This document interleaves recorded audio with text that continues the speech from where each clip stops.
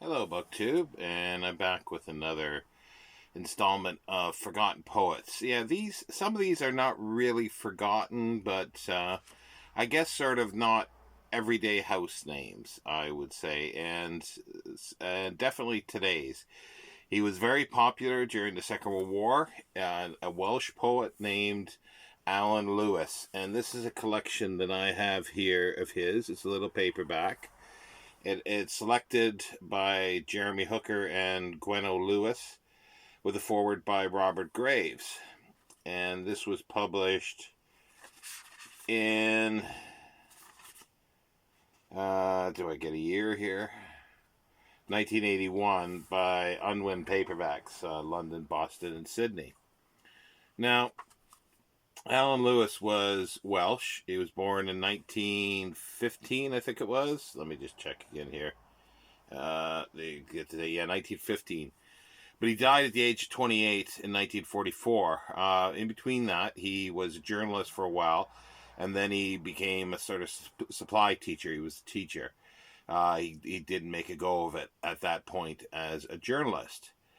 And then he met a poet, and he started writing poetry, but he joined up in the Second World War, and he went to Burma. And while he was getting ready one morning, he shaved, and he shot himself in the head. It was apparently very clear that it was suicide, but it was ruled as sort of accidental death. So he would get sort of, honors and so forth, or something of the like. And there was a number of collections that were published at the time, and then subsequently letters and other collections, and he was, as I say, well thought of and very popular. According to Wikipedia, it says he was one of the most popular Second World War poets at the time. So I'll read a couple from here, which I really like his poetry. This is called Autumn, 1939. The beech bowls whiten in the swollen stream. The red leaves, shaken from the creaking boughs, float down the flooded meadow, half in dream, seen in a mirror cracked by broken vows. Waterlogged shower, deeper, swirling down. Between the indifferent hills, who also saw old jaundiced knights jogged listlessly to town to fight for love in some unreal war. Black leaves are piled against the roaring weir. Dark closes round the manor and the hut. The dead knight moulders on his rotting bier, and one by one the warped old casemates shut. This one's called The Sentry. I have begun to die, for now at last I know that there is no escape from night.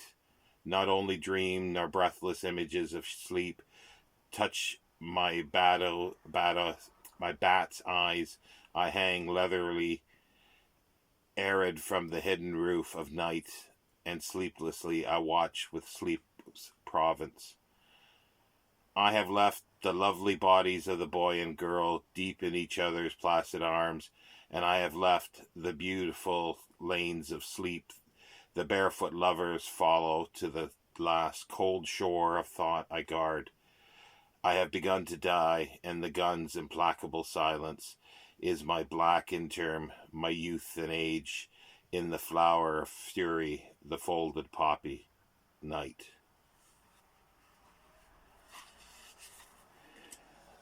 The Peasants. The dwarf barefooted chanting behind the oxen by the lake, stepping lightly and lazily upon the thorn trees, dusky and dazed with sunlight half awake.